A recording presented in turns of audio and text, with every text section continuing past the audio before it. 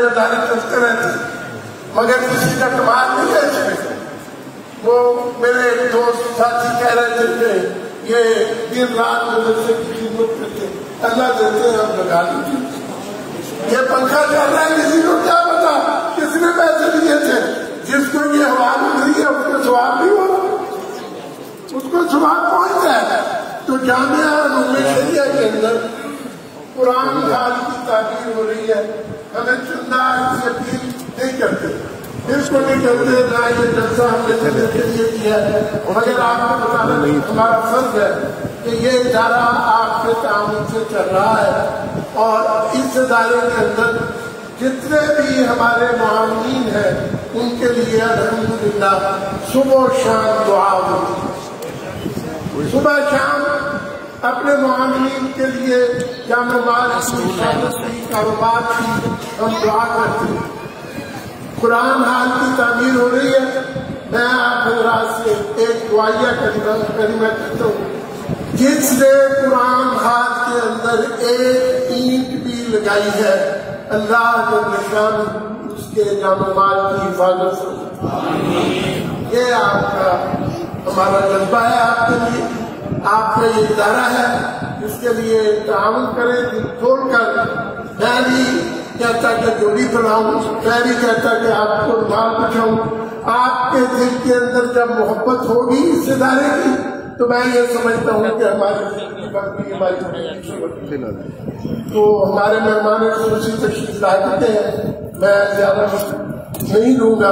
یہ نہیں اس طرح نہ کرے یہ اکیلے میں ڈال بس نہیں اس طرح نہ کرے کچھ جو میں میرا جو بات کر رہی تھی اس کو سمجھے. اپنے آپ کا دل ہے میں شریعہ کے اندر آپ اللہ آپ کے جان و مال کی حفاظت سے. ہمارے بہت ہی میرے محبوب دوست بہت ہی محبت والے حضرت مولانا مفتی عثمان صاحب شہید علیل ہے.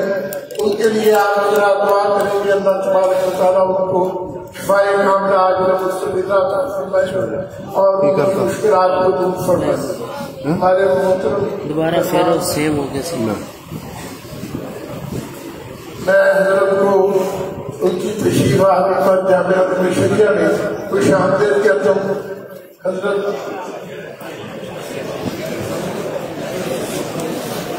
یہ دیکھیں یہ ہمارے قابر ہے آپ زیارت کریں. ہم نے کوشش کی کہ ہمیشہ جامعہ علوم شریعہ میں بہتر سے بہتر شیخ الحدیث بہتر سے بہتر علمی شخصیت کو دعوت دے. حضرات کا علی کا بھی شکریہ ادا کرتا ہوں. تمام حضرات جلسے کے اختتام کے بعد صحت کے اندر کھانا ہوگا. تمام حضرات دعوت اور یہ انتظام جو ہے یہ ادارے کی طرف سے نہیں ہے. ہمارے عزیزوں اور رشتہ داروں عبد الماجد ہیں اور ایسے ہی ہمارے بھائی شہن احمد ہیں ایسے ہی قاری عزیز صاحب ہیں ہمارے ماموں ہیں میرے محمد صابر صاحب اور ان لوگوں نے یہ سارا انتظام کیا. ہم نے مدرسے کی طرف سے کوئی پیسہ نہیں لگایا اس پروگرام پر. تو اللہ تعالیٰ آپ کو جزائے خیر دے. آپ حضرات تشریف لائیں. میں بلا تاخیر یہ چاہتا ہوں کہ حضرت کی تشریف آوری پر خط بخاری کے بارے میں حضرت کا آواز آپ سنیں. جو حضرت کے خیالات ہیں وہ ہمارے ترجمان ہیں. حضرت کی باتوں کو سنیں انشاءاللہ تعالیٰ آپ کو بہت فائدہ ہوگا. ہمیں بھی انشاءاللہ فائدہ ہوگا. یہ لانا شیخ یہ دینا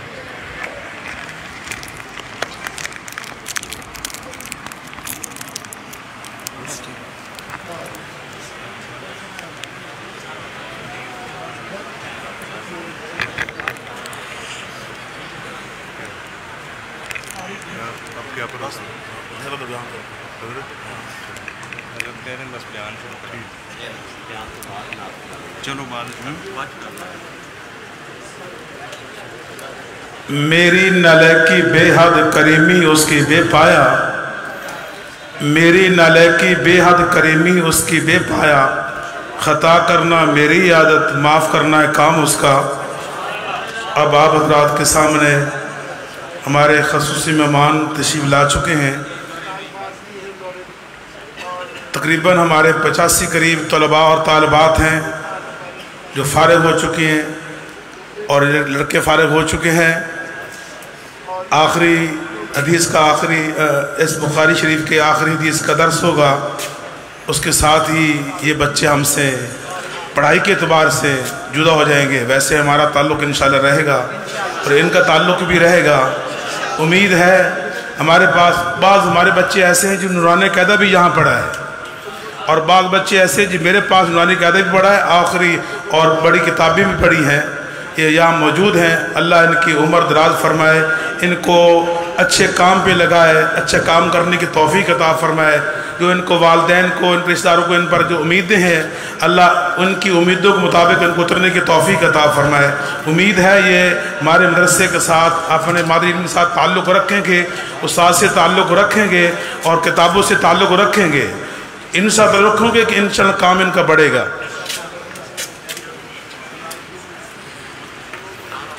طالبات بھی ہیں اور طلباء بھی ہیں، فاضلات بھی ہیں اور فضلاء بھی ہیں انشاءاللہ۔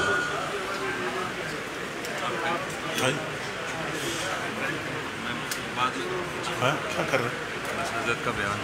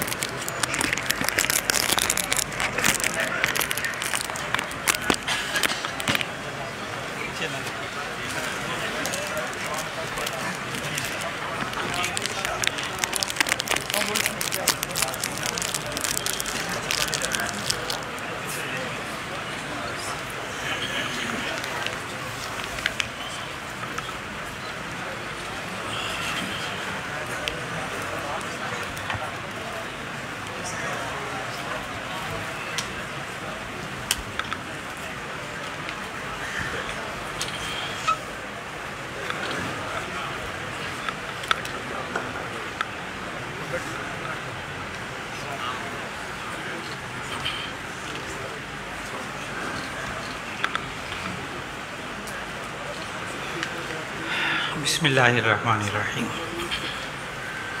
ایک ساتھی سے التماس ہے کہ وہ آخری باب کی تلاوت فرمائیں۔ بسم اللہ الرحمن الرحیم۔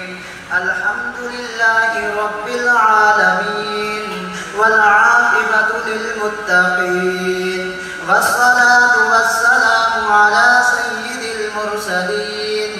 اما بعد، باب قول اللہ عز وجل ونضع الموازین القسط لیوم القیامہ وأن أعمال بني آدم وقولهم يوزن۔ وقال مجاهد رحمه الله القسطاس العدل بالرومية، ويقال القسط مصدر المقسط وهو العادل، وأما القاسط وهو الجائر۔ وبالسند المتصل منا إلى الإمام الهمام الحافظ الحجة أمير المؤمنين في الحديث أبي عبد الله محمد بن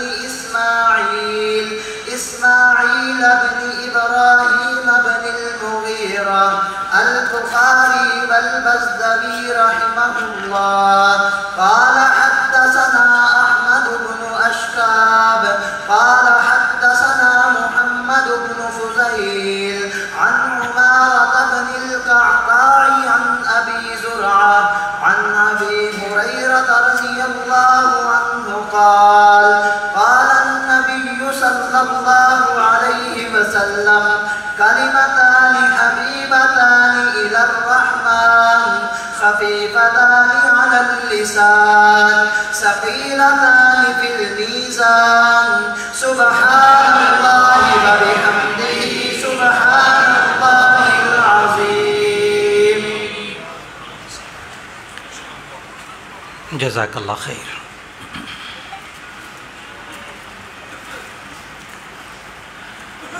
آپ سب حضرات نے ابھی بخاری شریف کا آخری باب سنا، اس میں آنے والی حدیث بھی پڑھی ساتھی نے، اور آپ نے سند کے ساتھ اس حدیث کو سمجھا اور سنا۔ اللہ رب العزت احادیث کے سلسلے کو جو یہ احادیث آگے امت تک پہنچانے کی توفیق عطا فرما دیں۔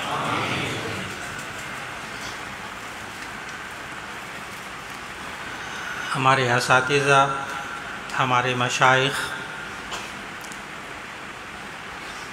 جب بھی کسی کو مسند حدیث پر فائز فرماتے ہیں اور اسے استاد الحدیث بناتے ہیں تو اس کے لیے بنیادی معیار یہ ہوتا ہے کہ اس استاد سے لے کر اور خاتم الانبیاء حضرت محمد رسول اللہ صلی اللہ علیہ وسلم تک ایک ایک راوی اس حدیث کو نقل کرنے والا اس پڑھانے والے استاد سے لے کر اور نبی صلی اللہ علیہ وسلم تک ایک ایک نام واضح طور پر موجود ہو اس کی سند میں، تو تب کہیں جا کر اس استاد کو مسند حدیث پر بیٹھنے کی اجازت ہوتی ہے، اور شرائط میں سے ایک یہ بنیادی شرط ہوتی ہے۔ جب استاد یوں پڑھاتا ہے حدیث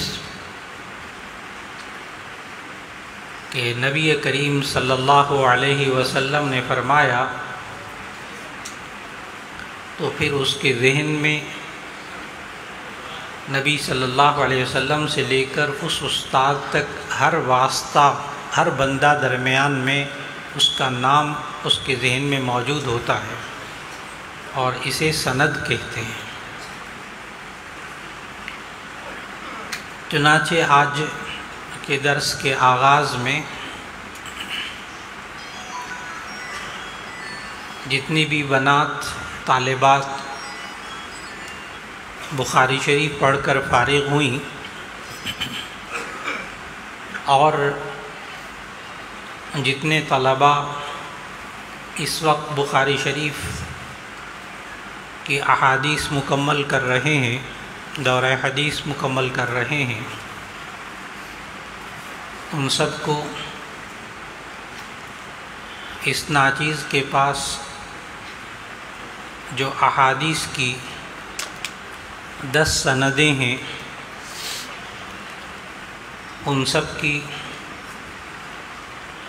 اجازت دیتا ہوں کہ یہ ان طلباء اور ہونے والے علماء کے پاس امانت ہے، یہ بھی ان 10 سندوں سے آگے حدیث بیان کر سکیں گے انشاءاللہ۔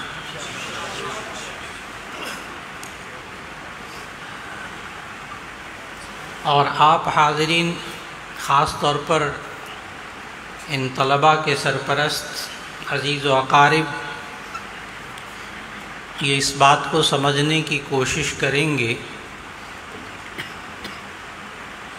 کہ ان طلباء کی نسبت اب کن بزرگوں سے ہو رہی ہے۔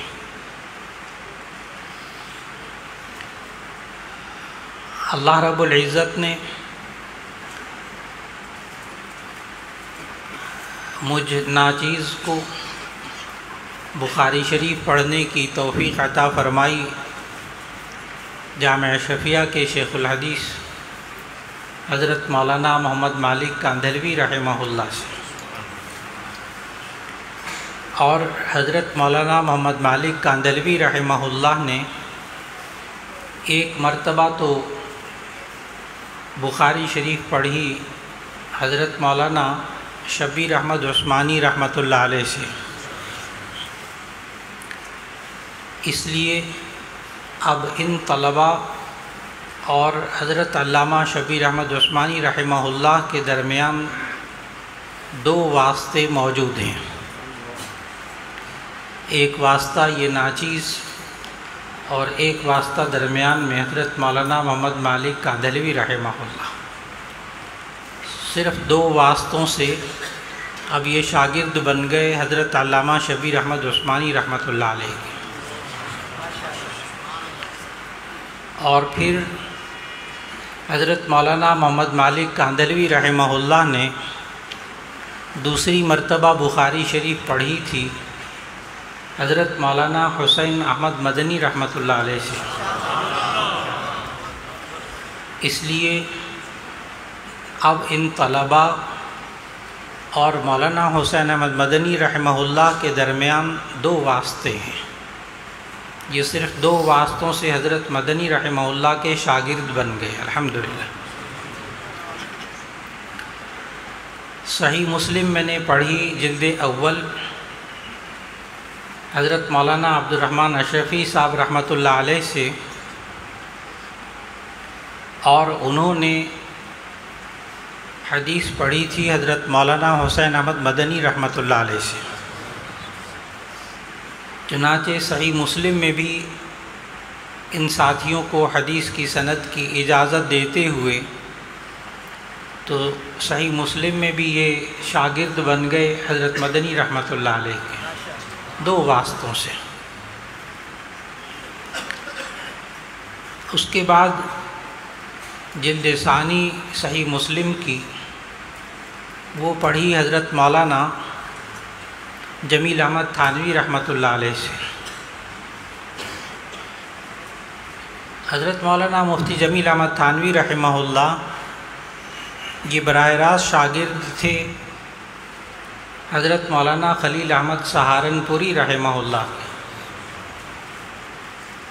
اس لیے اب یہ طلباء اور طالبات یہ حضرت سہارنپوری رحمہ اللہ کے 2 واسطوں سے شاگرد ہو گئے۔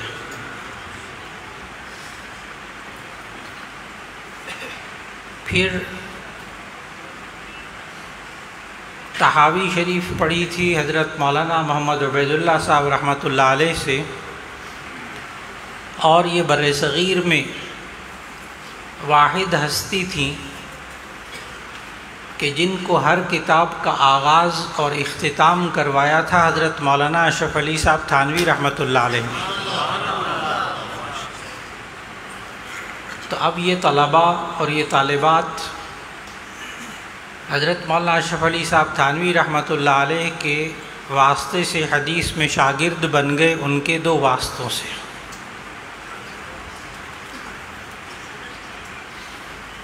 پھر جامع ترمذی اللہ نے پڑھنے کی توفیق عطا فرمائی حضرت مولانا محمد موسیٰ روحانی بازی رحمۃ اللہ علیہ سے۔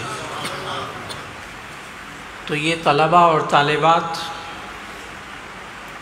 جامع ترمذی میں حضرت مولانا موسیٰ روحانی بازی رحمۃ اللہ علیہ کے شاگرد بن گئے صرف 1 واسطے سے۔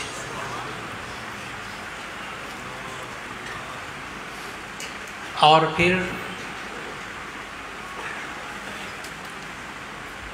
حدیث کی کتابوں میں جو اجازت حدیث کا سلسلہ ہے اس میں سنن ابی داؤد پڑھنے کی اللہ نے توفیق عطا فرمائی۔ بر صغیر کے عظیم محدث حضرت مولانا صوفی محمد سرور صاحب رحمۃ اللہ علیہ سے، لہذا یہ طلباء اور طالبات حضرت مولانا صوفی محمد سرور صاحب رحمۃ اللہ علیہ کے شاگرد بن گئے صرف 1 واسطے سے۔ پھر پوری تفسیر پڑھی حضرت مولانا مفتی محمود صاحب رحمۃ اللہ علیہ سے، اور حضرت نے سند حدیث پر دستخط فرماتے ہوئے حضرت مولانا فضل الرحمن صاحب دامت برکاتہم کے والد محترم حضرت مفتی محمود صاحب رحمۃ اللہ علیہ نے دستخط بھی فرمائے سند حدیث پر اور اپنی سند کی اجازت دی۔ تو اس طرح اب ان طلباء اور طالبات اور حضرت مولانا فضل الرحمان صاحب دامت برکاتہم کے والد محترم حضرت مولانا مفتی محمود صاحب رحمۃ اللہ علیہ کے یہ شاگرد بن گئے صرف 2 واسطوں سے، بلکہ ایک واسطے سے یہ شاگرد بن گئے، سب کے سب مفتی محمود صاحب رحمۃ اللہ علیہ کے۔ پھر اس کے بعد حدیث کی سند کی اجازت دی اس ناچیز کو، اور جامع شفیہ کی سند پہ دستخط بھی فرمائے حدیث کی سند پر حضرت مولانا سمیع الحق صاحب رحمۃ اللہ علیہ کے والد محترم حضرت مولانا عبدالحق صاحب اکوڑا خٹک والے۔ لہذا اب ان طلبہ اور طالبات کے درمیان اور حضرت مولانا عبدالحق صاحب اکوڑا خٹک والے رحمہ اللہ کے درمیان ایک واسطے سے شاگرد بن گئے۔ 10ویں اور آخری سند، اب تک 9 سندیں بیان کر دیں حدیث کی۔ 10ویں اور آخری سند اس ناچیز کی کہ اللہ نے حدیث کی کتاب الترغیب و ترہیب یہ پڑھنے کی توفیق عطا فرمائی حضرت مولانا شمس الحق افغانی رحمۃ اللہ علیہ سے، اور حضرت مولانا شمس الحق افغانی رحمۃ اللہ علیہ وہ براہ راست شاگرد سے حضرت علامہ نور شاہ کاشمیری رحمۃ اللہ علیہ کے، اس لیے یہ تمام طلباء اور طالبات آج کے بعد 2 واسطوں سے حضرت علامہ نور شاہ کاشمیری رحمہ اللہ کے شاگرد بن گئے، الحمدللہ علی ذالک۔ تو ان تمام طلباء اور طالبات کو یہ 10 کے 10 سند حدیث کی اجازت دی جاتی ہے۔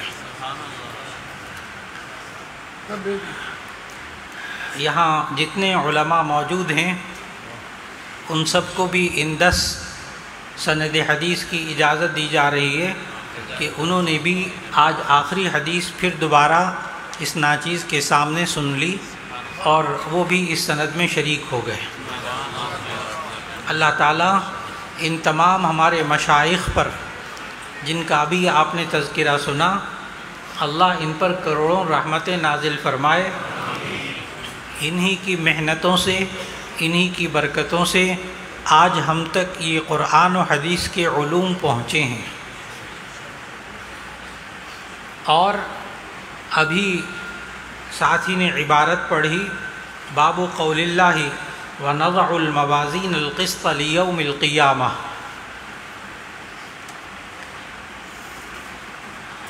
بیان کا کچھ حصہ بلکہ اکثر حصہ ان طلباء کے لیے ہے کہ یہ آخری سبق پڑھ رہے ہیں بخاری شریف کا۔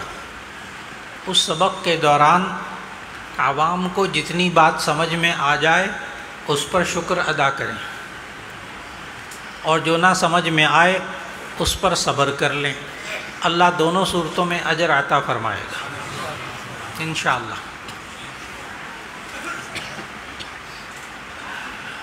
امام بخاری رحمہ اللہ کی یہ عادت مبارکہ ہے پوری بخاری شریف میں کہ وہ اکثر ابواب میں قرآن مجید کی آیت نقل کرتے ہیں۔ یہ جو عنوان ہوتا ہے اسے ترجمۃ الباب کہتے ہیں، اور اس ترجمۃ الباب کے اندر اکثر وہ آیت کو لاتے ہیں اور پھر اس سے متعلق، اس مضمون سے متعلق حدیث لے کر آتے ہیں۔ اور جس طرح امام بخاری رحمہ اللہ نے آغاز میں جو حدیث ذکر کی انما الاعمال بالنیات کی، کہ اعمال کا دار و مدار نیتوں پر ہوتا ہے، سب سے پہلے انسان کو اپنے عمل میں اپنی نیت کو درست کر لینا چاہیے، اور پھر ساری زندگی جب وہ اعمال کرتا ہے تو آخر میں بتایا کہ یہ جتنے بھی آپ عمل کرتے ہیں ان سب کو تولا جائے گا، ان سب کا وزن کیا جائے گا، اور باب یہ قائم کیا باب قول اللہ وَنَضَعُ الْمَوَازِينَ الْقِسْطَ لِيَوْمِ الْقِيَامَةِ، کہ اللہ تعالیٰ نے فرمایا کہ ہم قیامت کے دن میزان یعنی ترازو انصاف والے ترازو ہم قائم کریں گے جس سے انسان کے اعمال کو تولا جائے گا۔ یہاں وَنَضَعُ الْمَوَازِينَ الْقِسْطَ لِيَوْمِ الْقِيَامَةِ، یہاں میزان جمع کا صیغہ اللہ تعالیٰ نے ذکر کیا کہ ہم کئی ترازو قائم کریں گے۔ تو بعض محدثین نے تو یہاں تشریح کرتے ہوئے لکھا کہ ہر انسان کے لیے الگ الگ ترازو اللہ قائم کر دے، یہ اس کی قدرت سے بعید نہیں ہے کہ جتنے انسان ہوں گے ہر ایک کے لیے الگ الگ ترازو ہوگا۔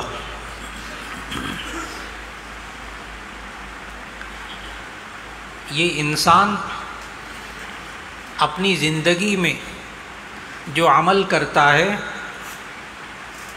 وہ اگر نیک عمل ہوگا تو اس کا وزن کیا جائے گا، تولا جائے گا اس کو۔ فمن ثقلت موازینہ، جس کے نامہ اعمال ترازو میں بھاری ہو جائیں گے تو وہ تو راضی ہونے والی زندگی جنت میں گزارے گا، اور جس کا پلہ ہلکا ہو جائے گا وَأَمَّا مَنْ خَفَّتْ مَوَازِينُهُ، جس کا میزان عمل میں پلہ ہلکا ہو جائے گا، نیک اعمال کم ہوں گے، گناہ زیادہ ہوں گے، وہ خسارے میں چلا جائے گا۔ لیکن ہمیں قرآن حکیم سے اور احادیث سے معلوم ہوتا ہے کہ دو قسم کے انسان ایسے ہیں کہ جن کا میزان عمل میں ان کے اعمال کو تولا جانا نہیں ہوگا، ان کے اعمال کو نہیں تولا جائے گا، ان کے ساتھ میزان کا کوئی تعلق نہیں ہوگا۔ ایک تو وہ کافر کہ جس کی زندگی میں کوئی نیک عمل ہوگا ہی نہیں، تو وہ بغیر ترازو میں تولے اس کے اعمال کو وہ سیدھا جہنم میں جائے گا۔ اور دوسرا وہ شخص محدثین نے ذکر کیا احادیث کی روشنی میں کہ وہ شخص جس کے نامہ اعمال میں ایک بھی گناہ نہیں ہوگا، ساری زندگی اس نے نیک اعمال کیے ہوں گے، ایسی صورت میں وہ بھی بلا حساب ترازو کے تولے جانے کے، اعمال کے تولے جانے کے مرحلے سے گزرے بغیر وہ بھی جنت میں بغیر حساب کے چلا جائے گا۔ اللہ تعالی ہم سب کو ان لوگوں میں شامل کر دے جو بغیر حساب کے جنت میں جائیں گے۔ آج کا انسان یہ سوچتا ہے کہ اتنے سارے انسان ہوں گے، ان کے اعمال کو تولا کیسے جائے گا، اتنے ترازو کیسے ہوں گے۔ نام لیا جاتا ہے معتزلہ کا کہ وہ ایک ایسا فرقہ تھا جو کہ میزان عمل جو اللہ نے آخرت میں ترازو قائم کرنے ہیں ان کا بھی انکار کرتا تھا۔ یہاں جو ساتھی موجود ہیں یہ کبھی فرقہ قدریہ پڑھتے ہیں، کبھی جبریہ پڑھتے ہیں، کبھی مرجئہ پڑھتے ہیں، کبھی جہمیہ پڑھتے ہیں، کبھی معتزلہ پڑھتے ہیں۔ تو بعض ساتھی الجھتے ہیں کبھی کبھی کہ اب ان میں سے ایک فرقہ بھی موجود نہیں ہے اس نام کا، تو یہ مشائخ کیوں پڑھاتے ہیں، یہ نام کیوں لیتے ہیں، ان فرقوں کے بارے میں کیوں ذکر کیا جاتا ہے، خاص طور پر بخاری شریف پڑھاتے ہوئے۔ ان عزیز طلباء سے یہ گزارش ہے کہ غلطی یہاں ہوتی ہے کہ ہم صرف ان فرقوں کے ناموں کو ذہن میں رکھتے ہیں، ان کی تفصیلات کو ذہن میں نہیں رکھتے کہ ان کے عقائد ان کے کیا تھے۔ اگر آپ یہ جتنے فرقوں کے میں نے ابھی قدیم فرقوں کے نام ذکر کیے جو اساتذہ بخاری شریف کے اور دیگر احادیث کے سبق پڑھاتے ہوئے ذکر کرتے ہیں، ان کی تفصیلات اگر آپ جاننا چاہیں ان کے عقائد کی، تو حضرت مولانا محمد ادریس کاندلوی رحمہ اللہ، شیخ الحدیث و تفسیر جامع شفیہ، اللہ ان پر کروڑوں رحمت نازل فرمائے، انہوں نے ایک کتاب لکھی عقائد الاسلام، عقائد الاسلام. ہر عالم کو وہ کتاب بار بار پڑھنی چاہیے. خاص طور پر حضرت نے تمام جتنے فرقے گزرے ہیں پرانے، ان کے نام لے کر ان کے عقائد کی تفصیل بیان کی ہے. جب آپ عقائد کی تفصیل کو پڑھیں گے تو آپ کو حیرت ہوگی کہ آج نام بدل کر وہ سارے فرقے موجود ہیں، وہ ساری باطل سوچیں آج بھی موجود ہیں، نام بدل بدل کر. آج بھی میزان عمل کے منکرین معاشرے میں موجود ہیں، اس کا انکار کرنے والے آج بھی موجود ہیں. عذاب قبر کا انکار کرنے والے آج بھی موجود ہیں. عالم برزخ کا انکار کرنے والے آج بھی موجود ہیں. جنت اور جہنم کا انکار کرنے والے آج بھی موجود ہیں، نام بدل کر موجود ہیں.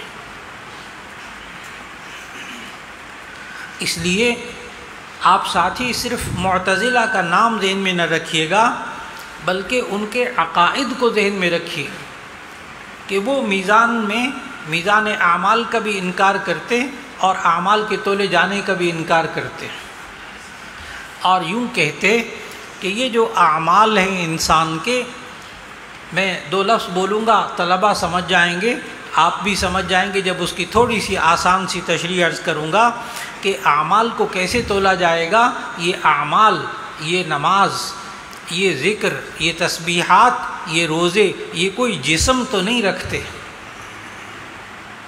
یہ تو وہ جوہر نہیں ہے، عرض ہے، یعنی ان کا جسم کوئی نہیں ہے، تو اس کو تولا کیسے جائے گا؟ آپ کہہ سکتے ہیں مجھے 1 کلو نمازیں دے دیں، مجھے 1 بوری بھر کر روزے میں نے رکھے. ظاہر ہے کہ ان کا جسم نہیں ہے، تو آپ ان کو تولیں گے کیسے؟ یہ آج ذہنوں میں اشکالات بھی ہیں. اور یہ انسان جب اس کے ذہن میں اس قسم کے اشکالات آنے لگیں کہ جن چیزوں کا جسم ہوتا ہے، یہ آٹا، یہ گندم، یہ چاول، یہ دالیں، اس کو تو انسان تول سکتا ہے، یہ جو انسان نیک اعمال کرتا ہے اس کا جسم نہیں ہوتا، یہ کیسے تولیں گے؟ لیکن یہ انسان تھرمامیٹر سے اپنے بخار کو چیک کرتا ہے کہ بخار کتنا ہے، حالانکہ بخار کا جسم نہیں ہوتا. یہ انسان ہوا کی پیمائش کرتا ہے، حالانکہ ہوا کا جسم نہیں ہوتا. یہ نوجوان بھی کہتے ہیں یہ ٹائر میں 30 ہوا بھر دو، 29 بھر دو، 28 بھروانا ہوا. پمپ کے اوپر جا کر ہوا کی پیمائش کرتے ہیں، اس کو تولتے ہیں، حالانکہ ہوا کا بھی جسم نہیں ہوتا.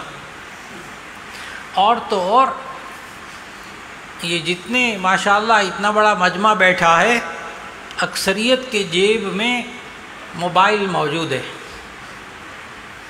اور یوں کہتے ہیں میرے موبائل میں اس وقت سگنل فل آ رہے ہیں، 4 کے 4 دانے نظر آ رہے ہیں. ایک کہتا ہے میرے 2 دانے سگنل نظر، آدھے سگنل آ رہے ہیں. ایک کہتا ہے 1 دانہ نظر آ رہا ہے سگنل کا. ایک کہتا ہے میرے موبائل کے اندر یہاں اس جگہ سگنل نہیں آ رہے. یہ جو لہریں ہوتی ہیں موبائل کی، یہ جو سگنل ہوتے ہیں، ان کا تو جسم ہوتا نہیں، اور آپ اپنی جیب میں ایک ایسی ڈبی موبائل رکھتے ہیں کہ جس سے آپ بغیر جسم والی چیزوں کو تولتے ہیں. جن کے جسموں کے اندر، جیبوں کے اندر موبائل موجود ہیں، وہ یوں کہتے ہیں میری بیٹری کے 4 دانے مکمل ہیں، میری آدھی بیٹری فل ہے، 2 دانے، میری بیٹری ختم ہونے والی، 1 دانہ رہ گیا. یہ جو بیٹری کے اندر طاقت ہوتی ہے، بجلی کی طاقت ہوتی ہے، یہ نظر نہیں آتی لیکن یہ موبائل سے چیک کرتا ہے. اس انسان نے اپنی عقل سے تو چھوٹی چھوٹی ڈبیاں، ناراض نہیں ہوں گے کہ میں نے آپ کے اتنے قیمتی موبائل کو ڈبی کہہ دیا، اتنے موبائل چھوٹی چھوٹی ڈبیاں بنا کر جیب میں رکھ کر یہ انسان جسم نہ رکھنے والی چیزوں کو ہر انسان الگ الگ تول رہا ہے، اور وہ قادر جس نے اس انسان کی عقل کو، دماغ کو بنایا ہے، وہ بغیر جسم رکھنے والی چیزوں کو کیسے تولے گا یہ اس کو سمجھ میں نہیں آ رہا. سائنس نے تو اسلام کو سمجھنا بہت آسان کر دیا.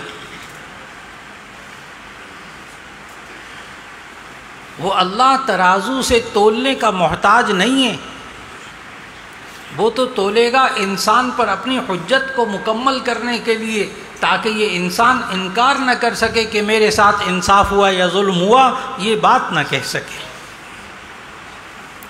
تو اللہ قیامت کے دن نامہ اعمال کے لیے یہ انسان القسط، انصاف والے ترازو قائم ہوں گے قیامت کے دن. اور امام بخاری رحمہ اللہ نے آگے فرمایا وَأَنَّ أَعْمَالَ بَنِي آدَمَ وَقَوْلَهُمْ يُوزَنُ، کہ بنی آدم کے اعمال بھی تولے جائیں گے اور اس کے قول بھی تولے جائیں گے.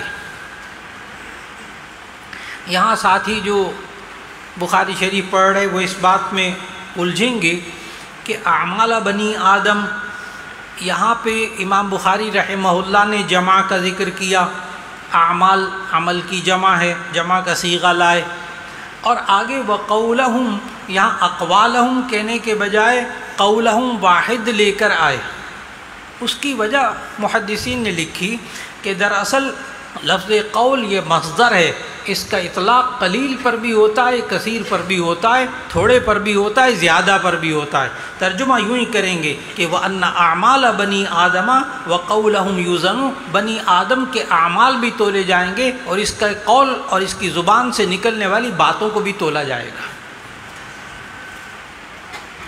وقال مجاہد القسطاس العدل بالرومیہ، اور حضرت مجاہد رحمہ اللہ جو محدث بھی اور مفسر قرآن بھی تابعی ہیں، وہ کہتے ہیں کہ لفظ قسطاس اس کا معنی العدل، انصاف ہوتا ہے، اور یہ رومی زبان کا لفظ ہے. یہ لفظ قسط یہ بھی قرآن مجید میں آیا وَنَضَعُ الْمَوَازِينَ الْقِسْطَ لِيَوْمِ الْقِيَامَةِ، اور لفظ قسطاس بھی قرآن مجید میں آیا وَزِنُوا بِالْقِسْطَاسِ الْمُسْتَقِيمِ، وَزِنُوا بِالْقِسْطَاسِ الْمُسْتَقِيمِ. اور پھر آگے جب رومی زبان کا لفظ کہا کہ قرآن مجید میں رومی زبان کا لفظ ہے، تو اس پر ان ساتھیوں کے ذہن میں یہ اشکال آ سکتا ہے کہ اللہ تعالیٰ نے قرآن مجید میں یہ فرمایا اِنَّا أَنزَلْنَاهُ قُرْآنًا عَرَبِيًّا، ہم نے تو انسان کے اوپر یہ قرآن نازل کیا، ہدایت کی کتاب کو، یہ عربی زبان میں ہے. لیکن یہاں کہا جا رہا ہے کہ قسطاس یہ رومی زبان کا لفظ ہے جو قرآن میں آیا، اللہ کہہ رہا ہے یہ عربی زبان میں ہے. تو اس کا جواب یہ شاگرد طلباء اور طالبات ذہن میں رکھیں گے، عوام کے کام کی یہ بات نہیں کہ دراصل جب کوئی لفظ عربی زبان میں کسی اور زبان کا شامل ہو جاتا ہے اور اسے عربی ہی کے معنی میں استعمال کیا جاتا ہے، تو اگرچہ اس کی جڑ وہ تو کسی اور زبان سے منسلک ہوتی ہے، لیکن جب وہ استعمال ہوتا ہے عربی زبان میں تو وہ عربی زبان ہی کا حصہ بن جاتا ہے. اس لیے اِنَّا أَنزَلْنَاهُ قُرْآنًا عَرَبِيًّا، بالکل درست، قرآن عربی ہی میں نازل ہوا. پھر آگے امام بخاری رحمہ اللہ فرماتے ہیں وَيُقَالُ الْقِسْطُ مَصْدَرُ الْمُقْسِطِ. جو یہاں ساتھی بیٹھے ہیں درجہ اولا علم الصرف، علم النحو پڑھی انہوں نے، ابتدائی صرف کی کتابیں پڑھی، وہ بھی فوراً چونک جائیں گے اس بات پر کہ وَيُقَالُ الْقِسْطُ مَصْدَرُ الْمُقْسِطِ، کہ یہ امام بخاری رحمہ اللہ نے کیا کہہ دیا کہ قسط جو ہے یہ مقسط کا مصدر ہے. حالانکہ مقسط یہ باب افعال سے ہے، اقسط یقسط اقساطا فہو مقسط، تو اس کا مصدر جو ہے وہ تو اقساط ہے، وہ قسط اس کا مصدر نہیں ہے۔ یہاں پہنچ کر میں نے شروع میں عرض کر دیا تھا کچھ باتیں درس کی ایسی ہوں گی جن کا تعلق طلباء کے ساتھ ہوگا۔ آپ کو جتنی باتیں سمجھ میں آ جائیں اللہ تعالیٰ کا شکر ادا کیجیے گا، جو نہ سمجھ میں آئے اس پہ صبر کیجیے گا، اس لیے گھبرانا نہیں۔ ساتھی سمجھ رہے ہیں اس بات کو، اور جو طلباء بنیادی کتابیں صرف کی پڑھی ہوئی ہیں وہ فوراً اس بات پر الجھیں گے، ان کے ذہن میں اشکال آئے گا کہ قسط جو ہے وہ مقسط کا مصدر نہیں ہے، مصدر مقسط کا تو وہ تو اقساط آتا ہے۔ تو اس کا جواب یاد رکھ لیجئے گا کہ دراصل امام بخاری رحمہ اللہ یہاں ایک خاص بات کی طرف اشارہ کر رہے ہیں کہ یہ مقسط اس کا معنی ہے انصاف کرنے والا۔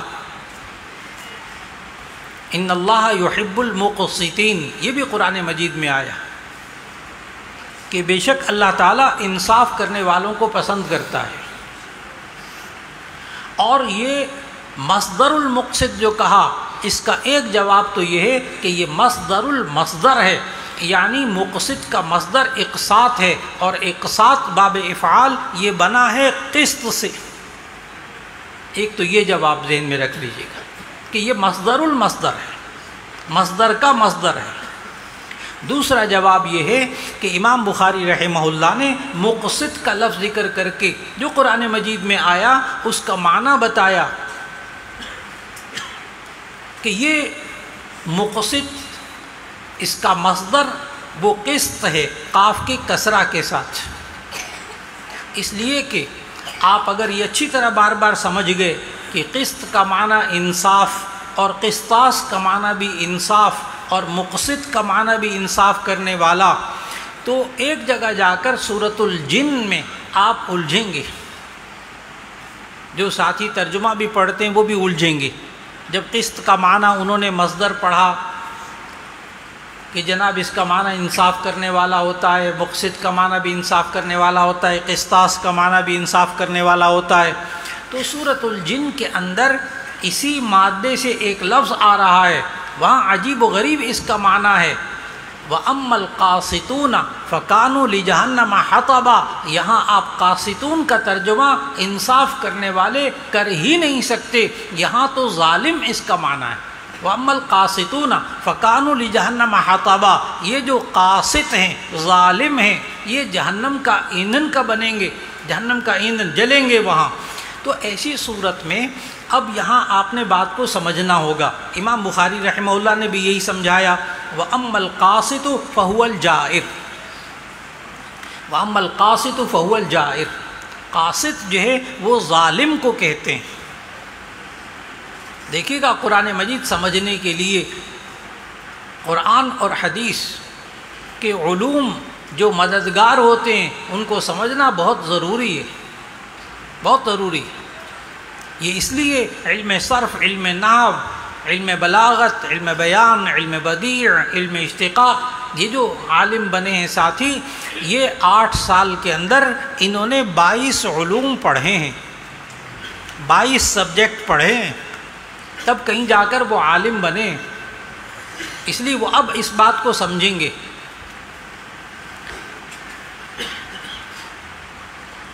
کہ قسط قاف کے کسرہ کے ساتھ اگر یہ ہو تو اس کا مطلب ہوتا ہے انصاف کرنا، لہذا مقسط یہ تو بنا ہے قسط سے، اس کا مطلب ہے انصاف کرنا، اور جو قاسط ہے اس کا مادہ قسط سے قاف کے فتحہ زبر کے ساتھ بنا جس کا معنی ہے ظلم کرنا۔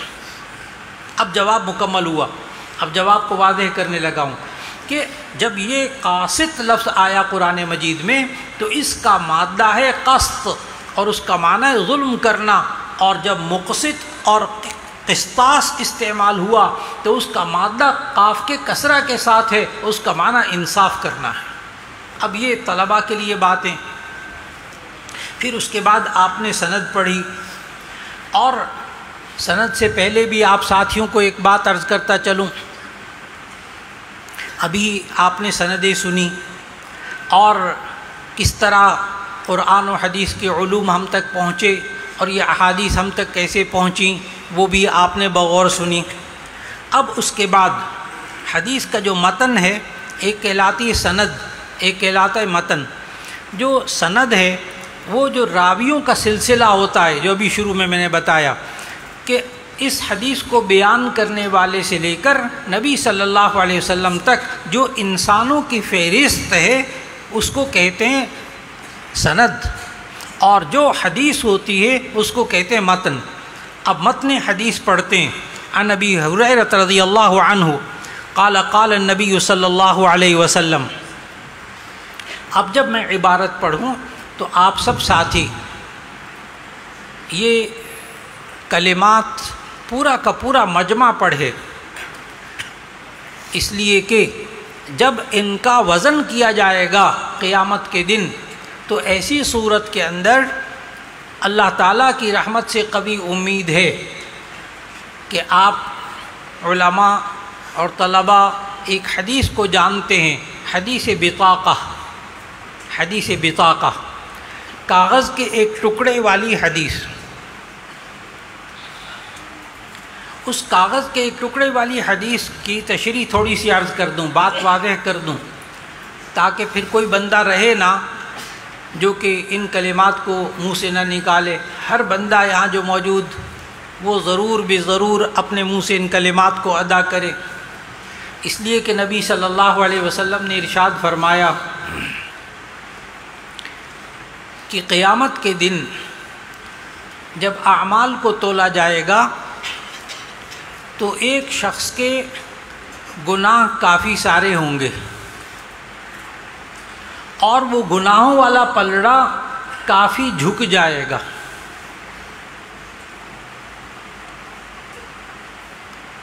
یہاں تک کہ ایک کاغذ کا ایک ٹکڑا آئے گا اور وہ ایک ترازو کے پلڑے میں جو اوپر کو جا رہا تھا ہلکا ہونے کی وجہ سے، اس کے اندر وہ ایک کاغذ کا ٹکڑا رکھا جائے گا، تو وہ ایک کاغذ کا ٹکڑا اتنا بھاری ہو جائے گا کہ اس کی ساری زندگی کے گناہوں والا پلڑا وہ ہلکا ہو جائے گا اور ایک کاغذ کا ٹکڑا بھاری ہو جائے گا۔ اور جب وہ بندہ معلوم کرے گا کہ آخر اس کاغذ کے ٹکڑے میں لکھا کیا تھا، تو معلوم ہوگا کہ اس بندے نے اخلاص کے ساتھ ایک مرتبہ کلمہ پڑھا تھا، لا الہ الا اللہ محمد الرسول اللہ صلی اللہ علیہ وسلم۔ اس نے ایک مرتبہ کلمہ پڑھا تھا اخلاص کے ساتھ، اللہ نے اسے قبول کر لیا، اور آج صرف وہ ایک کلمہ اس سارے گناہوں پر بھاری ہو گیا اور اس کو جنت میں بھیج دیا گیا۔ تو اللہ کرے کہ آج کی یہ نشست ہم سب کے لیے نجات کا ذریعہ بن جائے، اور آج کی نشست میں یہ کلمات زبان سے نکالنے کی بنا پر اللہ تعالی ہم سب کی بخشش فرما دے، صرف ان دو کلمات کی وجہ سے کہ نبی صلی اللہ علیہ وسلم نے فرمایا، اب آپ سب پڑھیے گا، کلمتانی حبیبتانی الی الرحمن خفیفتانی علی اللسان ثقیلتانی فی المیزان سبحان اللہ وبحمدہ سبحان اللہ العظیم۔ ایک بار پھر پڑھیے گا، سبحان اللہ وبحمدہ سبحان اللہ العظیم۔ ایک بار پھر پڑھیے، سبحان اللہ وبحمدہ سبحان اللہ العظیم۔ اب ان کلمات کی فضیلت نبی صلی اللہ علیہ وسلم نے خود کیا بیان فرمائی اس حدیث میں، ابھی آپ نے پڑھی، قال قال النبی صلی اللہ علیہ وسلم، کلمتانی، دو کلمے ایسے ہیں، حبیبتانی، جو دونوں بہت پسند ہیں۔ یہاں کلمتان کو بھی سن کر جو شاگرد بیٹھے ہیں طلباء، وہ پھر ان کے ذہن میں یہ سوال پیدا ہوگا کہ کلمتن تو ہم نے پڑھا تھا ایک مفرد کلمے کو کہتے ہیں. یہاں تو سبحان اللہ و بحمدہ سبحان اللہ العظیم، اس میں تو کئی کلمے ہیں، اور جب کئی کلمے ہو جائیں تو ان کو تو کلام کہتے ہیں.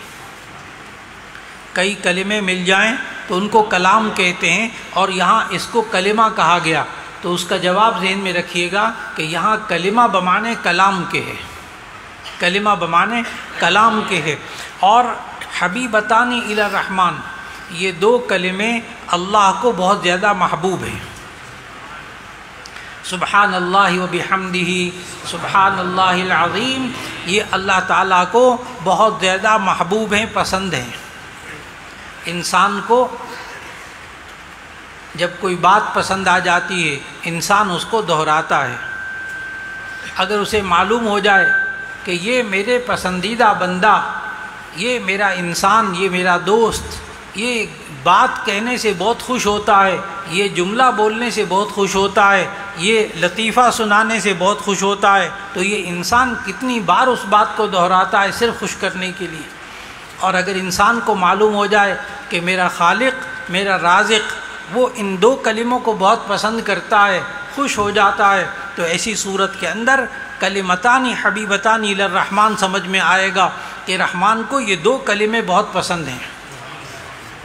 خفیفتان علی اللسان، یہ دونوں کلمے زبان پر بہت ہلکے ہیں، ان کو ادا کرنا آسان ہے.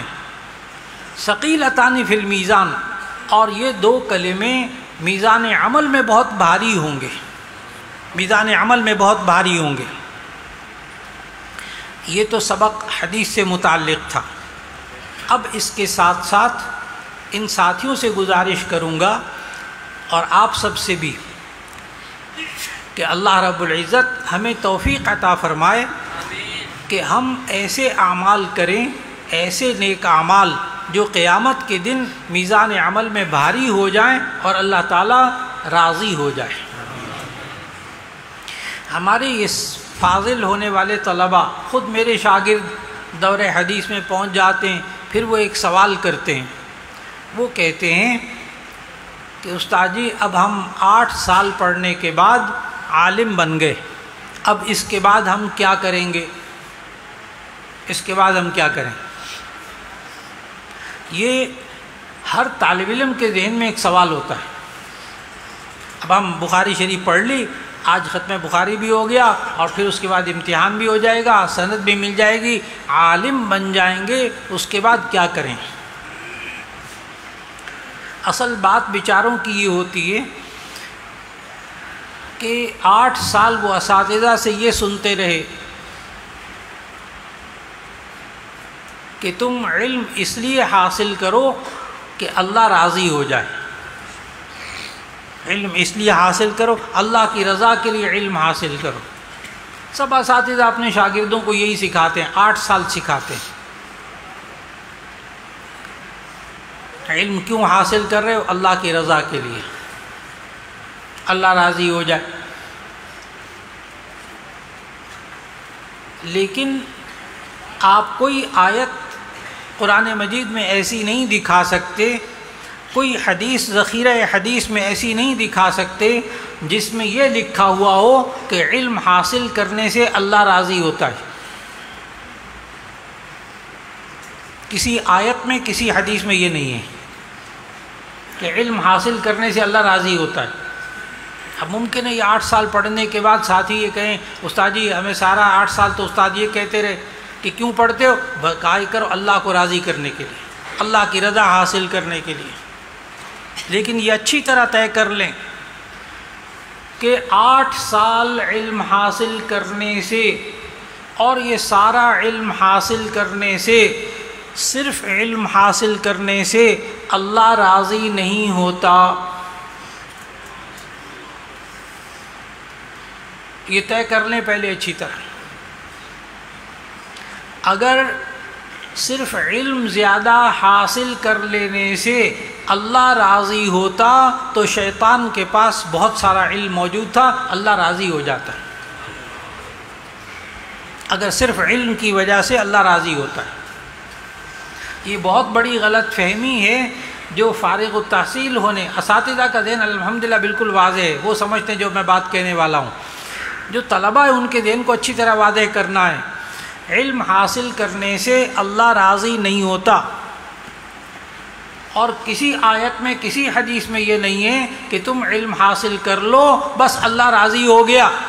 طالب علموں کے ذہن میں یہ والی بات موجود ہوتی ہے کہ استاد جی اب اللہ راضی ہو گیا، اب کیا کریں؟ دور حدیث کرنے کے بعد اب کیا کریں؟ تو اس کا جواب اچھی طرح یاد رکھیے گا. اللہ کس سے راضی ہوتا ہے؟ اللہ اس سے راضی ہوتا ہے دو کام کرنے سے، دونوں کرنے ہوں گے. جو علم حاصل کیا ہے اس پر خود عمل کرو تو اللہ راضی ہوگا. نمبر 2، اس علم کو جو حاصل کیا ہے اسے دوسروں تک پہنچاؤ تو اللہ راضی ہوگا. ان دو کاموں کے بغیر اللہ راضی نہیں ہوگا. یہ ہمیں معلوم ہوتا ہے قرآن و سنت سے، یہ معلوم ہوتا ہے قرآن و حدیث سے. اگر کوئی انسان خود عمل کرتا رہے نیک اعمال اور دین کا علم ہونے کے باوجود دوسروں کو علم نہ پہنچائے، دوسروں کی اصلاح نہ کرے، تو ایسی صورت میں یہ انسان نجات نہیں پائے گا، اللہ راضی نہیں ہوگا. خود عمل کرتا رہا اپنے علم پر، دوسروں تک یہ علم نہیں پہنچایا تو اللہ راضی نہیں ہوگا. اور دوسری صورت کہ خود تو عمل نہیں کیا، خود تو عمل نہیں کیا اپنے دین پر، اور تقریریں شاندار کر لیں، وعظ شاندار کر لیے، سبق شاندار پڑھا دیے، اب اپنے آپ کو دین پر عمل کرنے والا نہیں بنایا، دوسروں کو نصیحتیں خوب ماشاءاللہ کرتا رہا، تو یہ آدمی بھی کامیاب نہیں ہوگا، اللہ اس سے راضی نہیں ہوگا. ایک بات تو عزیز طلباء، جو طالبات فارغ ہو رہی ہیں ان سے یہ التماس ہے کہ اس 8 سال میں جو آپ نے علم حاصل کیا اس پر خود عمل کریں گے انشاءاللہ، اور دوسروں تک یہ علوم پہنچائیں گے انشاءاللہ، تو ایسی صورت میں اللہ راضی ہو جائے گا انشاءاللہ. اب یہ طلباء جو علماء بن چکے اور یہ طالبات جو علم دین حاصل کر چکی، اپنے اپنے علاقوں میں جہاں جہاں جائیں، نہ مدرسے کا انتظار کریں نہ مسجد کا انتظار کریں. اللہ دے دے تدریس کی جگہ بہت اچھی، آخر یہ کسی گھر میں تو رہتی ہیں طالبات، یہ طلباء کسی گھر میں تو جا کے رہیں گے، اس گھر کے اندر یہ قرآن حکیم کا درس شروع کر دیں، قرآن حکیم کا درس شروع کر دیں، یہ کسی وقت میں حدیث کا درس شروع کر دیں. ایک دن بھی ضائع نہ کریں. چند دوست بٹھا لیں، چند دوست بٹھا لیں اور ان کو قرآن حکیم کا درس دینا شروع کر دیں، حدیث کا درس دینا شروع کر دیں. ان کی نماز درست کرنے کی کوشش کر لیں، نماز کا ترجمہ ان کو سکھا دیں.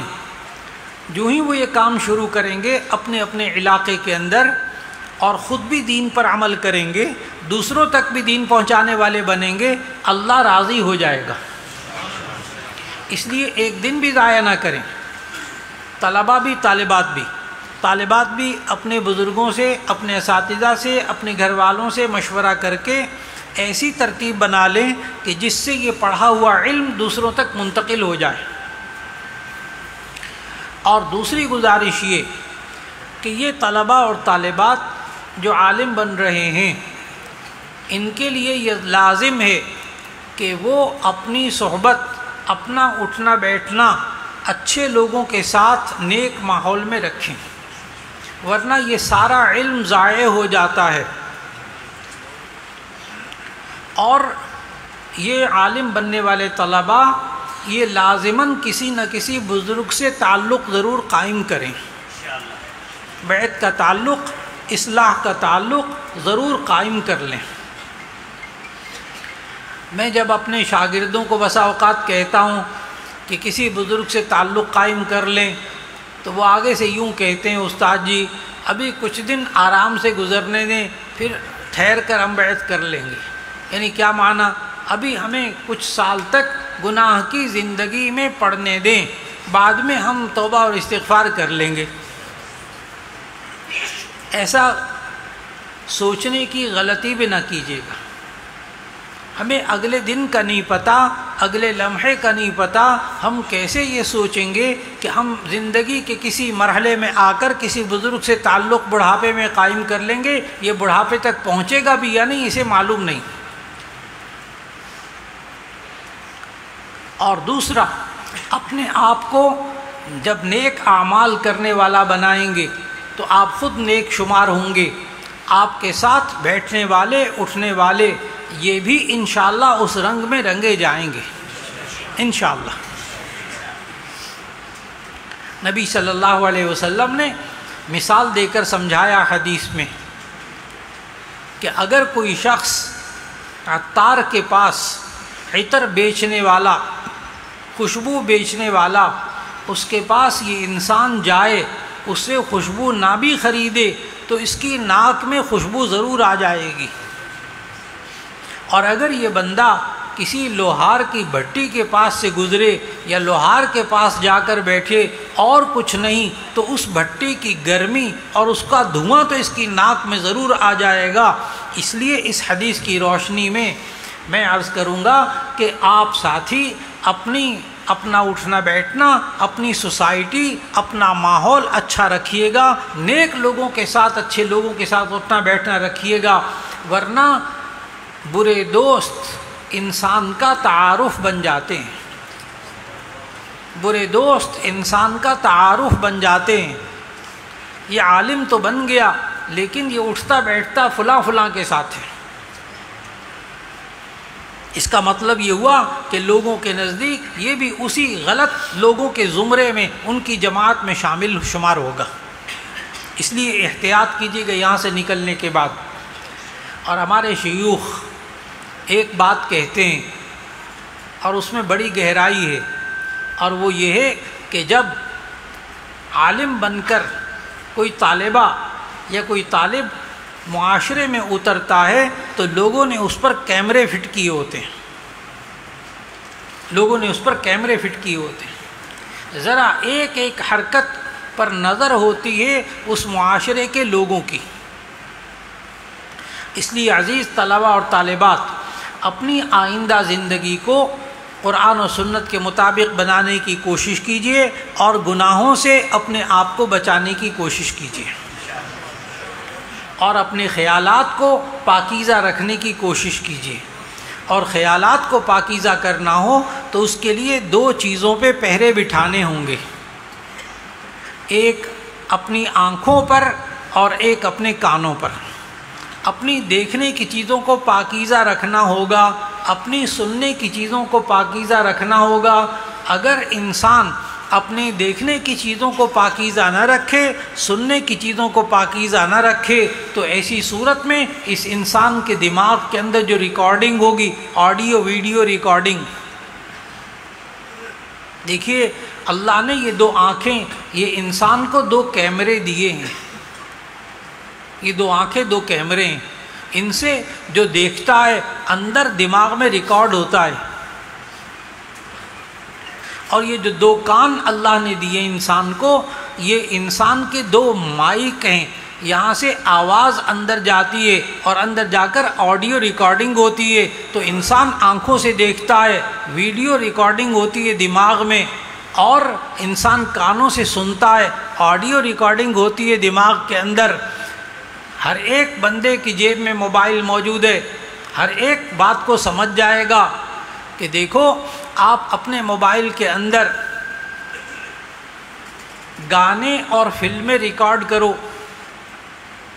گانے اور فلمیں ریکارڈ کرو، اور ایک عقل مند آدمی مجمع میں سے کھڑا ہو جائے جو یہ کہے کہ میرا موبائل ایسا ہے کہ میں گانے اور فلمیں اس کے اندر ریکارڈ کرتا ہوں، اور جب اس کو ریپلے کرتا ہوں، اس کو چلاتا ہوں تو اس میں سے قاری سدیس کی آواز سنائی دیتی ہے اور مکہ مدینہ نظر آتا ہے۔ ایک مجمع کھڑے میں، پورے مجمع میں سے ایک بندہ کھڑے ہو کر یہ بات کہہ دے، ہر ایک بچہ بھی سمجھتا ہے، یہ چھوٹے چھوٹے بچے بھی سمجھتے ہیں کہ ہم جو موبائل کے اندر ریکارڈ کریں گے وہی ہمیں سننے کو ملے گا، جو ہم ریکارڈ کریں گے وہی ہمیں دیکھنے کو ملے گا۔ آج ہم اپنے بچوں گھروں کو، اب جتنے سرپرست موجود ہیں، ماں باپ موجود ہیں، اور جو حضرات باتیں سن رہے ہیں، اچھی طرح باتوں کو سمجھ لیں۔ اگر آپ نے اپنے گھروں کے اندر آئندہ نسلوں کے لیے، اپنے گھروں کے اندر آئندہ نسلوں کے لیے حفاظت کا سامان کرنا ہے تو ان بچوں کے اور اس نئی نسل کے آنکھوں کو اور ان کے کانوں کو پاکیزہ بنا لیں، ان کے ذہن پاکیزہ بن جائیں گے، ان کے جسم پاکیزہ بن جائیں گے۔ اور اگر ہم نے اپنے گھروں کے ماحول کو پاکیزہ نہ بنایا، ہم نے اپنے بچوں اور بچیوں کی نگاہوں کو، ان کی آنکھوں کو پاکیزہ، دیکھنے والی چیزوں کو، جو چیزیں دکھائی جاتی ہیں ان کو پاکیزہ نہ بنایا، سننے والی چیزوں کو پاکیزہ نہ بنایا، تو بھول جائیں اس بات کو کہ ان کے ذہن پاکیزہ ہوں گے۔ آج یہ ہمارے گھروں کا المیہ ہے، یہ ہمارے گھروں کی مصیبت ہے۔ اس لیے بچوں کو موبائل دینے سے پہلے کئی 100 بار سوچئے گا۔ ہم محبت میں آ کر، ناراض نہیں ہوں گے کوئی بھی، ہم محبت میں آ کر اپنے بچوں کے لیے تفریح کا سامان مہیا کرتے ہیں، لیکن یہ محبت اپنے بچوں کے ساتھ یہ ریچھ والی محبت ہوتی ہے، ریچھ والی محبت ہوتی ہے۔ سب سمجھ جائیں گے بھی بات کو کہ ایک بندے نے ریچھ پالا تھا۔ اب بات کو ختم کرنے لگا ہوں، پوری توجہ سے سنیے گا۔ ایک بندے نے ریچھ پالا تھا اور اس کو سدھایا۔ جب وہ مالک سو جاتا تھا تو وہ پنکھا ہلاتا تھا،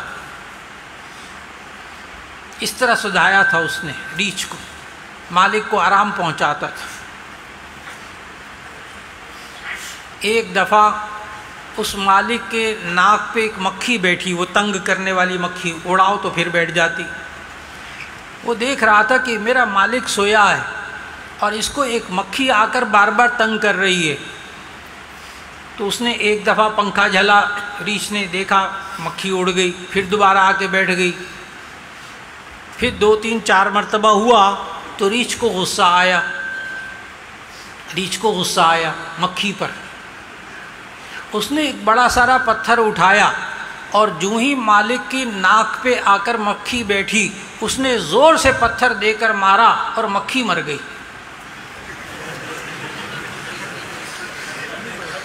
دیکھیے میں نے مکھی مرنے کا ذکر کیا ہے، آگے میں نے کچھ بھی نہیں کہا، لیکن مجمع ہنس رہا ہے، بات سمجھ میں آ گئی تھوڑی سی۔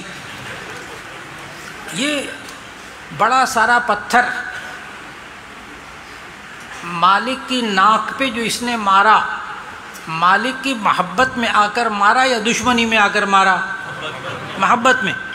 آج کا ماں اور آج کا باپ یہ اپنی اولاد کو جو گناہوں کی دلدل میں دیکھنے والی اور سننے والی چیزیں مہیا کرتے ہیں، یہ محبت میں آ کر کرتے ہیں۔ جس طرح اس ریچھ کو اندازہ نہیں تھا کہ میں پتھر ماروں گا یہ مر جائے گا میرا مالک، آج یہ بچے کا اخلاق مرتا ہے تو مر جائے، ایمان مرتا ہے تو مر جائے، اس کے اعمال تباہ ہوتے ہیں تو ہو جائیں، بچہ خوش ہو جائے ان باتوں کی وجہ سے، تفریح کے سامان کی وجہ سے۔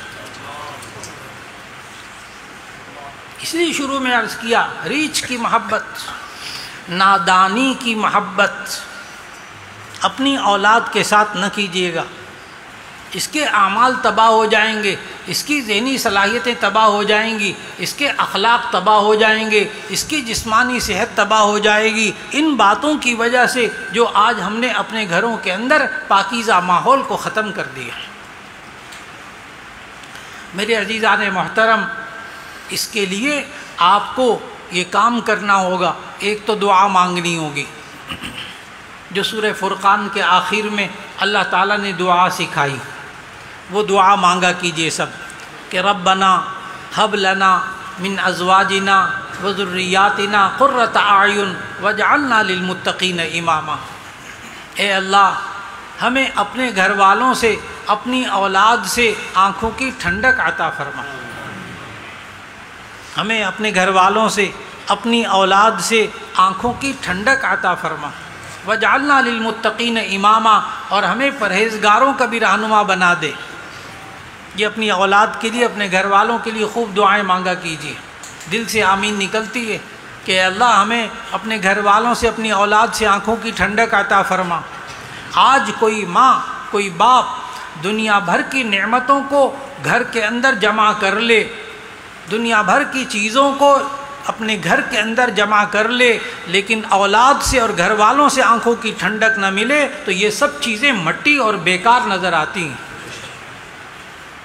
اولاد جوان ہوتی ہے، اولاد ہاتھ میں نہیں ہوتی تو یہ انسان کو سب چیزیں بیکار نظر آتی ہیں۔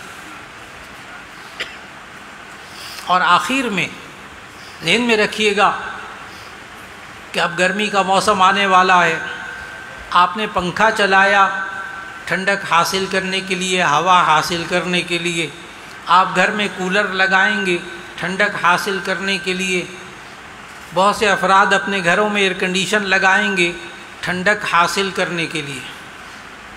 ابھی دعا مانگی آپ نے کہ اللہ ہمیں اپنے گھر والوں سے اور اپنی اولاد سے آنکھوں کی ٹھنڈک عطا فرما۔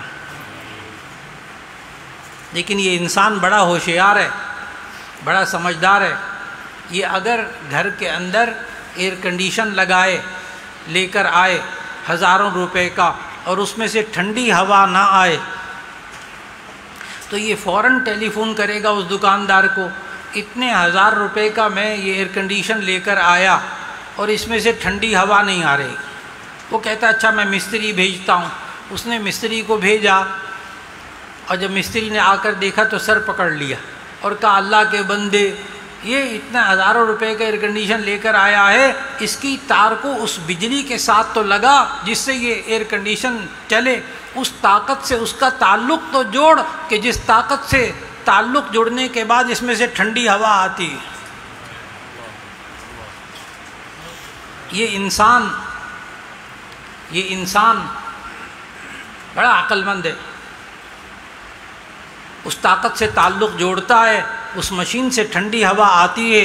یہ انسان اگر اپنے گھر والوں سے اور اپنی اولاد سے آنکھوں کی ٹھنڈک نہ پائے تو سب سے پہلے یہ چیک کر لیجئے کہ آپ نے اس ذات سے اپنی اولاد کا اور اپنے گھر والوں کا تعلق جوڑا ہے کہ جس ذات سے تعلق جوڑنے کے بعد ان سے آنکھوں کی ٹھنڈک ملتی ہے۔ اور وہ تعلق دو چیزوں سے قائم ہوتا ہے، ایک نماز کے ساتھ اور ایک قرآن حکیم کی تلاوت کے ساتھ۔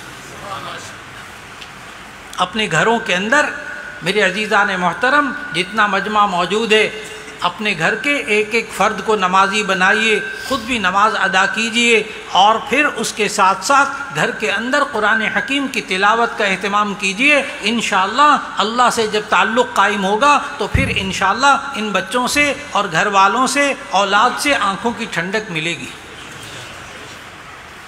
اسی مثال کو تھوڑا سا اور واضح کرتا چلا جاؤں، جب آپ گھر میں ایئر کنڈیشن لگاتے ہیں، اگر کوئی بچہ دروازہ کھول دے اور دروازہ کھلا چھوڑ دے جبکہ اے سی لگا ہو تو آپ کتنی زور سے ڈانٹتے ہیں، کتنی زور سے ڈانٹتے ہیں کہ تمہیں خیال نہیں ہے اس بات کا، اے سی چل رہا ہے، ایئر کنڈیشن چل رہا ہے، دروازہ بند کرو۔ کیوں؟ باہر سے تپش آ جاتی، گرم ہوا آ جاتی ہے۔ ہم جب کسی مشین سے ٹھنڈک حاصل کرنا چاہتے ہیں تو ہر اس دروازے کو اور کھڑکی کو بند کر دیتے ہیں جہاں سے گرم ہوا آتی ہے۔ ہم ہر اس کھڑکی کو، اس دروازے کو بند کرتے ہیں جہاں سے گرم ہوا آتی ہے۔ یہ بچے عالم بن گئے۔ میں جواب اس بات کا دے رہا ہوں کہ ہم اپنے بچوں کو عالم بنا لیتے ہیں، ہم اپنے بچوں کو حافظ بنا لیتے ہیں، لیکن گھر کے اندر اس اولاد سے جب ٹھنڈک نہیں ملتی تو ہم یوں کہتے ہیں مولانا میں نے اپنے بچے کو حافظ تو بنایا تھا، عالم تو بنایا تھا، لیکن مجھے آنکھوں کی ٹھنڈک اس اولاد سے نہیں مل رہی۔ تو میرے بھائیوں، آپ نے ٹھنڈک حاصل کرنی اس اولاد سے تو جہنم کی تپش آنے والے کچھ دروازوں کو بند کرنا پڑے گا۔ گھر کے اندر جہنم کی تپش آنے والے دروازوں کو بند کرنا پڑے گا۔ اسی کمرے میں باپ نماز پڑھتا ہے، اسی کمرے میں ماں نماز پڑھتی ہے، اسی کمرے میں بچہ قرآن کی تلاوت کرتا ہے۔ یہاں کتنے عقل مند آدمی ایسے بیٹھے ہیں جو ابھی گرمیوں کا موسم آئے اور پھر وہ ایئر کنڈیشن چلائیں ٹھنڈک حاصل کرنے کے لیے، اور ایئر کنڈیشن چلانے کے بعد اسی کمرے کے اندر ہیٹر بھی جلائیں۔ ایک بندہ کھڑا ہو جائے مجمع میں سے کہ میں تو ایسا ہی کرتا ہوں کہ ایئر کنڈیشن بھی چلاتا ہوں ٹھنڈک حاصل کرنے کے لیے، اور اس کے بعد میں اسی کمرے میں ہیٹر بھی چلاتا ہوں۔ اللہ کے بندو، اسی کمرے میں نماز پڑھتے ہو، اسی کمرے میں بیوی نماز پڑھتی ہے، اسی کمرے میں قرآن پڑھتے ہو، اسی کمرے کے اندر جہنم کے ہیٹر بھی جلاتے ہو، پھر کہتے ہو ٹھنڈک نہیں آتی، میں نے اپنے بچے کو عالم بنایا، حافظ بنایا، اسے مولانا ٹھنڈک نہیں آ رہی۔ اللہ کے بندے وہ ہیٹر تو بند کرو، وہ جہنم کی تپش آتش کدے تو بند کرو۔ سمجھ گئے سارے؟ اب تو وہ آتش کدے جیبوں میں آ گئے،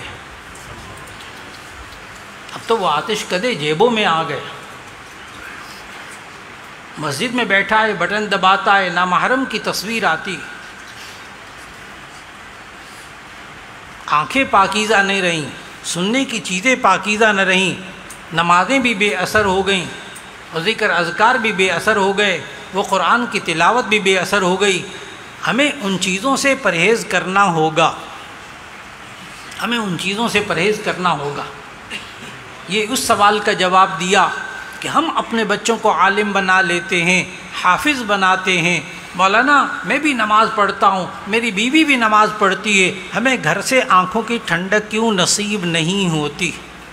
اس سوال کا جواب دے رہا تھا۔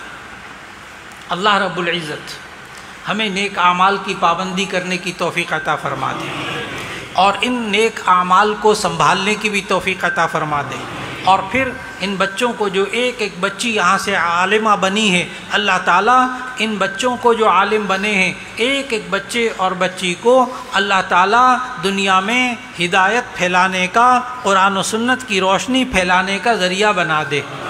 اور سب اساتذہ کرام کو مبارکباد دوں گا، اللہ رب العزت ان تمام طلبہ اور طالبات کو، ان تمام اساتذہ کے لیے صدقہ جاریہ بنا دے، اور جو جو اس ادارے کے ساتھ تعاون کر رہا ہے، اللہ تعالیٰ ان سب کو جزائے خیر عطا فرمائے۔ اور پھر آج کی نشست میں جو جو حضرات شریک ہیں، سب دعا کیجئے، اے اللہ جس طرح تو نے ہمیں آج اس مجلس میں جمع کیا، اے اللہ ہمیں جنت میں بھی اکٹھا فرما دے۔ وآخر دعوانا ان الحمدللہ رب العالمین۔ حضرت ہی دعا فرمائیں گے۔ میں حضرت کا بہت مشکور ہوں کہ آپ نے بہت ہی احسان فرمایا اور جامعہ علوم شریعہ میں اس تقریب میں شریک ہوئے۔ اللہ تعالی حضرت کو جزائے خیر دے، اور میرے بہت ہی خاص دوست علامہ عرفان صاحب کا بھی شکریہ ادا کرتا ہوں کہ جنہوں نے تعاون بھی کیا اور حضرت کو آمادہ کیا کہ سائی وال تشریف لائیں۔ میں ان کا بھی بہت مشکور ہوں۔ حضرت دعا فرماتے ہیں تمام حضرات مدرسے کے صحن میں کھانا کھائیں گے، انشاءاللہ وہاں انتظام ہے۔ دستار بندی کے بعد ابھی دستار بندی ہوگی اور پھر دعا ہوگی۔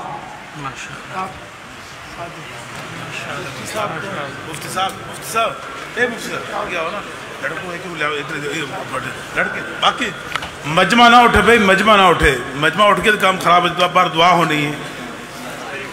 یہ علماء جو ہے ان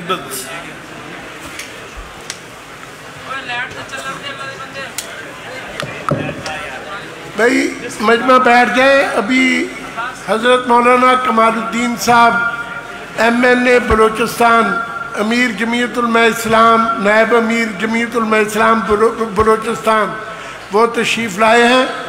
چند منٹ کے لیے وہ اپنا خیالات کا اظہار فرمائیں گے، اور دستار بندی میں بھی انشاءاللہ ان کا شریک ہوں گے۔ میں ان کا بھی مشکور ہوں کہ وہ تشریف لائے۔ رستہ خراب ہونے کی وجہ سے حضرت کو پریشانی ہوئی، اللہ تعالیٰ ان کو جزائے خیر دے، وہ تشریف لائے۔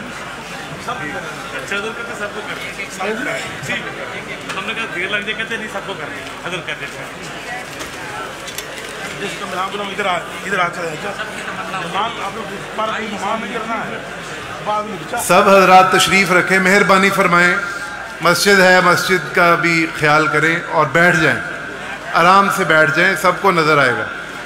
تشریف رکھیں، تشریف رکھیں، بیٹھ جائیں۔ بیٹھ جائیں, تشریف رکھیں.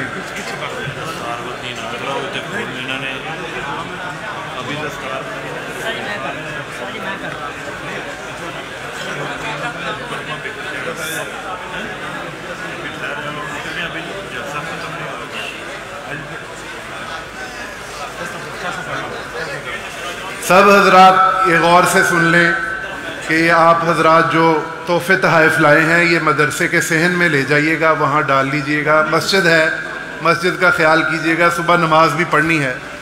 مہربانی فرمائیے گا, بڑے سکون سے بیٹھیں. ایک ایک طالب علم آئے گا, اس کی دستار بندی ہوگی, آپ دیکھیے. ٹھیک ہے بھائی؟ پھول یہاں نہ بکھیریے گا, مسجد ہے. باہر جائیں گے طلباء تو آپ اپنا شوق پورا کر لیجیے.